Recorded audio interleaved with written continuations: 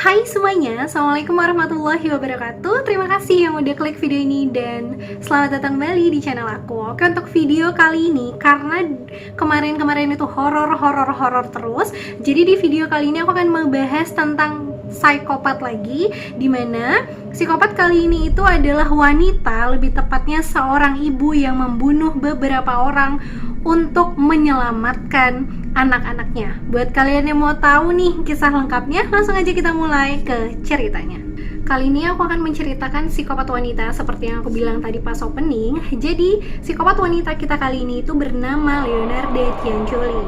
Leonarda ini lahir di Montella, Italia. Jadi dia adalah wanita Italia ya, yang lahir pada 18 April 1894. Tapi sayangnya Leonarda ini lahir dari seorang ibu yang menjadi korban pemerkosaan dan saat itu dipaksa untuk menikahi ataupun menikah dengan si pemerkosanya yang bernama Mariano Cianciulli. Leonarda ini lahir di keluarga yang kurang mampu, bahkan dapat dikategorikan melarat ya atau miskin, dan pada abad ke-20 Leonarda ini sudah ditinggal oleh sang ayah dan ibunya itu menikah lagi dengan seorang laki-laki. Kasiannya di sini adalah Leonarda ini selalu menjadi korban kekerasan fisik oleh ibunya sendiri. Karena dia sudah nggak tahan nih disiksa terus sama ibunya, dipukulin terus sama ibunya. Leonarda ini sudah mencoba bunuh diri sebanyak 2 kali. Tapi sayangnya untungnya, astagfirullahaladzim Tasa, untungnya rencana bunuh diri dia itu gagal. Udahlah, selamatkan dia dari percobaan pembunuhan dirinya itu. Dia pun tumbuh dewasa dan menjadi seorang wanita yang sudah pantas untuk menikah gitu loh. Sampai pada masanya ibunya mengatakan nih sama si Leonarda, kamu nikahlah, tapi nikah sama laki-laki yang tajir melintir ya. Jangan kamu nikah sama laki-laki yang kelas biasa, apalagi melarat. Nanti kita jadi melarat seumur hidup. Nikah sama laki-laki yang kaya raya lah, jadi kita nih bisa hidup enak dan perekonomian kita juga bagus gitu loh, kata si ibunya Leonarda ini. Tapi Leonarda ini nggak mendengarkan permintaan sang ibu karena dia sudah jatuh cinta dan ingin menikah dengan seorang laki-laki yang bekerja sebagai karyawan kantoran biasa bernama Raffaele Pansardi. Nah udah nih, karena dia nggak mau dengerin ibunya, dia pun nekat lah menikah sama si Raffaele Pansardi ini ya kan. Tapi ketika mereka menikah dan memutuskan untuk pindah ke Lauria pada tahun 1921, pernikahan mereka itu dapat dikategorikan sebagai pernikahan yang kurang membahagiakan seperti harapannya Leonarda gitu loh. Karena semenjak mereka menikah, Leonarda ini mengatakan bahwa hidupnya dan hidup suaminya ini menderita dan penuh kesengsaraan. Mereka uangnya nggak ada, maksudnya hidupnya juga kekurangan, terus serba ya pokoknya hidupnya tuh menyedihkan banget. Dan Leonarda ini merasa sedihnya atau sengsaranya pernikahan mereka ini akibat dari kutukan sang ibu yang tidak merestui dia menikah dengan Rafael ini. Karena si Leonarda ini selalu ngerasa, kenapa lah hidup aku nih kok melarat terus, susah terus. Akhirnya dia coba nih ya kan mencari uang dengan cara yang gak benar, karena dia pernah tertangkap akibat kasus penipuan dan katanya juga dia pernah ditangkap ataupun dipergoki akibat mencuri sesuatu di sana pada tahun 1927. Karena ngerasa nggak ada perubahan nih selama bertahun-tahun ketika dia tinggal di Lauria itu bersama si suaminya, akhirnya Leonarda dan suaminya ini memutuskan untuk pindah ke kota Lasedonia, Italia, dan mencobalah untuk merubah hidupnya di sana, mengharapkan suatu perubahan ekonomi yang sangat baik ketika mereka pindah ke Lasedonia. Dan di sana Cianciulli pun melakukan pekerjaan untuk membantu perekonomian keluarga mereka. Tapi apesnya atau kayak kasiannya lagi nih ya Leonarda sama suaminya ini, rumah yang mereka tempati di Lasedonia ini hancur akibat bencana gempa bumi yang terjadi di sana pada tahun 1930. Udah frustasi lagi lah, mereka udah pindah kota, masih juga nggak berubah perekonomiannya, hidupnya makin kesiksa, makin sengsara ya kan. Akhirnya mereka pun memutuskan untuk pindah lagi nih ke kota Correggio untuk membuka usaha sampingan toko sabun di sana. Ketika mereka pindah ke Correggio ini dan membuka toko sabun ini, nah perekonomian keluarga mereka ini sedikit membaik nih. Mulailah mereka perekonomiannya meningkat dan gak semelarat ataupun kesiksa kayak dulu lagi lah. Nah, selama pernikahan dia yang sama suaminya ini, Leonardo ini sudah sebanyak 17 kali hamidun, tapi 3-nya keguguran dan 10 anak lainnya itu meninggal pada usia yang masih sangat muda. Akibat dari situ ya kan, Cianculi ini mulai nih protektif banget sama anaknya. Aku manggilnya Leonardo atau Cianculi, Leonardo aja ya biar enak ya. Leonardo ini pun mulai nih protektif sama anaknya yang sisanya tinggal 4 itu kan. Mulailah dia mempertahankan gimana caranya anaknya yang 4-4-nya ini nggak sampai kehilangan nyawanya juga, dan dia juga nggak mau lah kehilangan anaknya lagi ya kan. Nah, sebelum dari dia protektif sama anaknya ini juga, dia ini kan tipe orang yang percaya tahayul dan percaya ramalan gitu loh. Pergilah si Leonardo ini ke kayak peramal-peramal gitu dan minta kasih tahu gimana sih, kenapa sih hidup dia tuh menderita terus gitu loh.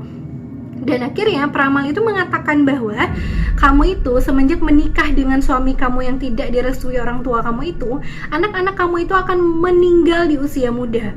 Karena dengar ramalan itu dan dia percaya banget sama tahayul ya kan. Akhirnya karena itulah dia protektif banget dan ngejaga bener-bener banget anak-anaknya yang 4 orang tadi ini. Tapi nggak sampai di situ aja nih, dia pergi ke peramal atau tukang baca-baca garis tangan kayak gitu kan. Dia pergi lagi nih ke tempat peramal dan minta tolong bacain lah garis tangan aku nih, tolong kenapa sih hidup aku nih menderita, sengsara, kesiksa, anak-anak aku pada meninggal, terus ekonomi aku juga ndak bagus-bagus banget gitu kan. Kenapa nih, coba liatin lah tangan aku nih, kata si Leonardo ini. Dibacalah kan sama peramal tuh, oh garis tangan kamu nih yang sebelah kanan kamu akan masuk rumah sakit jiwa, kata si peramal tuh. Yang bener dikit lah, masa aku masuk rumah sakit jiwa, kata Leonardo kan. Coba cek lah yang satu lagi nih, yang sebelah kiri nih, kata si Leonardo ini. Pas dilihat-lihat lah, ditengok-tengok lah nih kan sama si peramalnya tuh. Terus kata peramalnya, hah, yang sebelah kiri ini kamu akan masuk penjara ini, kata si peramalnya itu kan. Nambahlah si Cianculi ini takut kan, kayak ya Allah kenapa sih ramalan garis tangan aku tuh kok apes nian kayak gitu kan. Aku aja ya Allah kasihan banget sih kalau jadi Leonardo ini. Udahlah ya, nggak usah lah ke peramal-peramal kayak gitu tuh, ngedenger kayak gitu tuh bisa makin gak beres otaknya ya kan. Sampai nih ya pada tahun 1939 terjadilah nih perang dunia di Italia. Nah, di sana itu mereka nih memutuskan untuk merekrut pemuda-pemuda yang ada di Italia untuk menjadi pasukan perang ataupun angkatan darat selama mereka perang di sana. Dan anak pertama Leonardo Cianculi yang termasuk anak kesayangan dia banget ini, yang bernama Joseph Pansardi ini, ditunjuk sebagai bagian di angkatan darat Italia. Takutlah dia kan, anak kesayangannya mau ada di medan perang, dia nggak mau lagi nih kehilangan anak-anaknya. Jangan sampai lagi aku kehilangan anak aku, apalagi dia tuh anak kesayangan aku. Nah, dari sinilah si Cianculi ini akhirnya memutuskan untuk anak aku selamat di medan perang itu harus ada nyawa yang dikorbankan untuk menggantikan nyawa anakku supaya anakku selamat. Mulailah semua nih tingkah-tingkah psikopat dan eksekusi pembunuhan yang dilakukan Leonardo Cianculi. Nah, aku lupa bilang ya bahwa selain dia punya toko sabun nih, si Cianculi ini juga punya pekerjaan sampingan sebagai paranormal atau peramal-peramal gitu loh. Dan reputasi dia bagus loh di lingkungan tempat tinggalnya. Jadi bukan yang peramal dadakan gitu, enggak. Orang-orang percaya dan yakin gitu loh sama ramalannya. Sampai nih dari sinilah dia menjerat korban-korbannya lewat ramalan-ramalan yang dia bacakan kepada korban-korbannya, sampai korban pertama datang. Nah, korban pertama ini namanya Faustina Seti. Faustina Seti ini datanglah pertama kali ke Leonardo untuk meminta jodoh nih, karena dia tuh usianya udah masuk kayak mau hampir setengah abad gitu ya, tapi dia belum nemu suami juga nih. Aku belum ada jodoh, tolonglah kamu bantuin aku nih cari jodoh. Oh iya, tenang, kata Leonardo nih kan. Aku punya nih kenalan yang bisa dikenalin ke kamu, tapi dia sekarang ada di Pola, Kroasia modern kalau sekarang ya. Udah nih. Nah, kalau kamu mau nih dikenalin sama dia, besok kamu kesini lagi ya, kata si Leonardo nih. Ya maulah kan si Seti ini, karena kan dia dijanjiin mau ketemu cowok yang katanya mau jadi calon suaminya ini kan. Tapi jangan bilang ke siapa-siapa kalau kamu pergi ke sana itu dari saya, gitu kata si Leonarda, dan kamu harus menyiapkan surat-surat dan kartu pos yang berisikan tentang bahwa kamu sudah sampai dengan selamat di Pola untuk keluarga kamu. Oke Seti, kata si Leonarda ini. Oke, baiklah. Dan besoknya bener aja dong, si Seti ini pun datang membawa semua yang diperintahkan oleh Leonarda. Dan udah nih, ketika si Seti ini sampai, Leonarda ini menyuguhkan anggur merah untuk diminum sama si Seti ini. Hah? Katanya dia mau menjerat korbannya, tapi kok dia baik nih ngasih anggur merah? Jangan salah, anggur merahnya itu sudah dikasih racun, kakak. Dan Seti pun setelah meminum anggur merah itu, dia pun pingsan. Dan ketika si Seti ini pingsan, si Leonarda ini langsung membawa Seti ke belakang, membunuhnya dengan kapak dan memotong-motong bagian tubuhnya sebanyak 9 bagian. Udah kebunuh, udah kepotong. Nah, potongan tubuhnya itu dimasukkan ke dalam ember dan darahnya itu dikumpulkan juga dalam satu ember atau baskom ya, pokoknya itulah ya. Nah, tubuhnya tadi itu dikasih cairan kimia yang bisa menghancurkan tubuhnya itu dan diaduk-aduk sampai jadi bubur. Setelah udah jadi bubur, udah jadi kental cairan gitu nih, tubuhnya si Seti yang udah dimutilasi tadi dibuangnya ke tempat pembuangan, ke septic tank. Darahnya gimana nih, ya kan? Darahnya ini, tahu kalian, dibiarinnya sampai kental, udah bagus nih teksturnya. Dia pun memasukkanlah tuh bahan-bahan untuk membuat kue. Apa bahan-bahannya? Tepung, telur, terus ada margarin dan lain-lain lah. Dibuatnya kue, darahnya si Seti itu tahu. Terus udah jadi nih kuenya, udah masak kuenya dibagikan ke tetangga-tetangganya.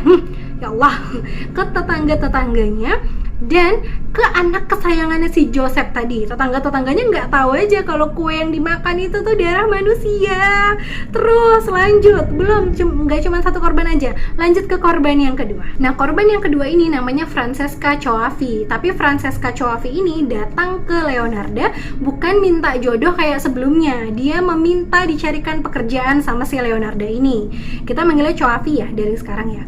Nah, Coafi ini bilang nih, tolonglah cariin aku kerjaan, aku butuh nih kerjaan, kata si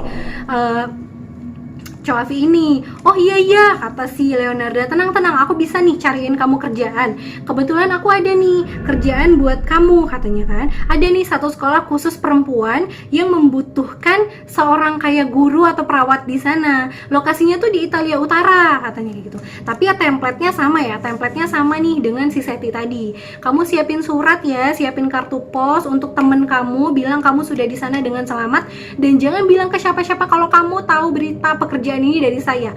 Oke, Coafi, siapa tadi namanya? Coafi? Oke, kata si Coafi ini. Ya udah, bener aja. Datanglah dia besok, bawa semua yang disuruh sama Leonarda ini, dikasih anggur, pingsan, dibunuh, dipotong-potong, dijadiin kue lagi, sama ya templatenya kayak tadi. Terus nih, korban ketiga ini namanya Virginia Cacioppo. Nah, Virginia ini datang ke sana lagi-lagi untuk meminta pekerjaan kepada Leonarda. Tolonglah cariin aku pekerjaan. Padahal si Virginia ini kayak mantan artis lama gitu loh, artis kota situlah ya kan. Oke, kata si Leonarda, aku ada pekerjaan nih buat kamu. Jadi sekretaris ya, tapi di Florence katanya. Besok aku anterlah ke sana. Siap-siapin aja. Sama ya, surat lagi, kartu pos lagi, dan pokoknya semuanya sama kayak korban-korban selanjutnya. Aja si Virginia ini, dan jangan kasih tahu ke siapa-siapa. Oke, Virginia katanya. Oke, Leonarda, datang beneran nih. Sama lagi, dikasih anggur, pingsan, dibunuh.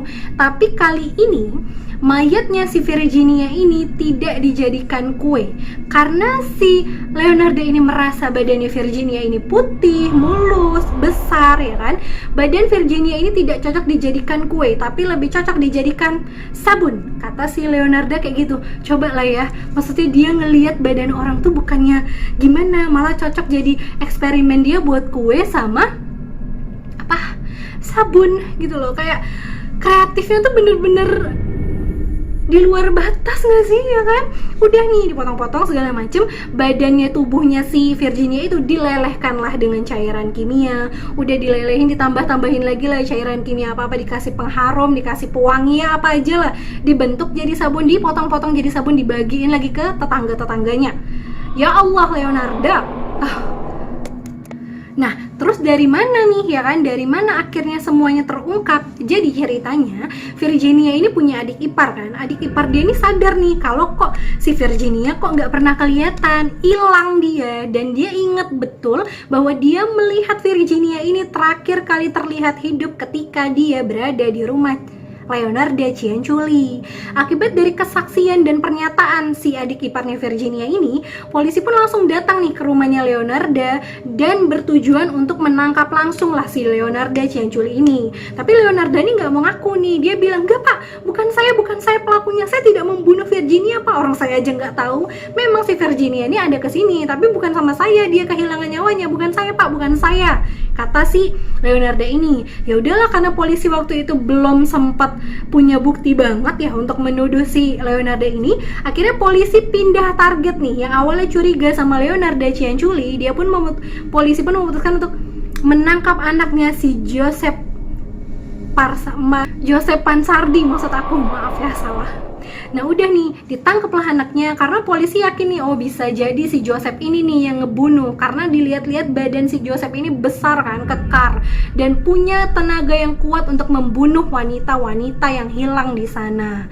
Karena emang pondasinya si Leonarda ini gak mau kehilangan anak-anaknya lagi, dan dia sayang banget kan sama anak pertamanya si Joseph ini. Akhirnya karena dia gak mau Joseph di penjara, ngakulah si Leonarda ini bahwa saya pak yang membunuh Virginia. Nah udah nih, digeledahlah rumahnya si Leonarda kan, dan polisi pun menemukan di sana barang-barang bukti yang digunakan oleh Leonarda untuk membunuh korban-korbannya, ya kayak baskom, terus kapak, pisau, ember, dan segala macem lah pokoknya. Udah nih, dipenjaralah disidanglah si Leonarda ini ya kan.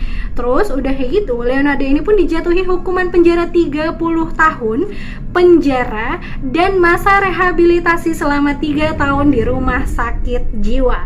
Kalian inget kan? Kalian ingat gak sih sama peramal yang tadi bilang ngeramal garis tangan dia itu, yang katanya kanan di rumah sakit jiwa, kiri di penjara? Bukan salah satunya, dua-duanya dia dapat, rumah sakit jiwa dan penjara. Kasihan banget kan hidupnya dari dia muda udah disiksa, pas nikahnya hidupnya melarat, sengsara, terus sekarang niatnya mau gimana, dia malah masuk penjara dan rumah sakit jiwa. Ya Allah, hapus banget sih ya Allah. Menurut kalian gimana? Dan dia pun meninggal dunia pada tahun 1970 karena sakit yang dideritanya. Semua barang bukti, ember, pisau, kapak, baskom, dan semuanya kuali-kuali yang buat ngerebus tubuh-tubuh korbannya itu akhirnya diletakkan di Museum Kriminologi di Roma, Italia. Ayo, gimana menurut kalian kisah kali ini? Seorang ibu demi menyelamatkan dan tidak mau kehilangan anaknya, dia berpikir untuk mengorbankan nyawa orang lain untuk menggantikan nyawa sang anaknya biar selamat. Dijadiin kue, dijadiin sabun.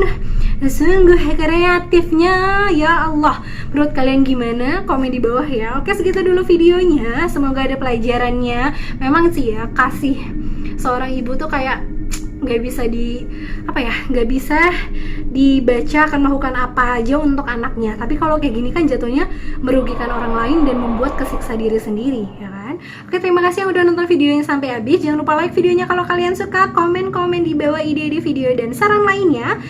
Jangan lupa subscribe channel aku yang belum subscribe. Ayo di subscribe, 1, 2, 3. Terima kasih, nyalain juga tombol notifikasinya supaya kalian gak pernah ketinggalan updatean terbaru dari channel aku. Oke, terima kasih dan semoga suka terus sama videonya ya. Dadah, assalamualaikum.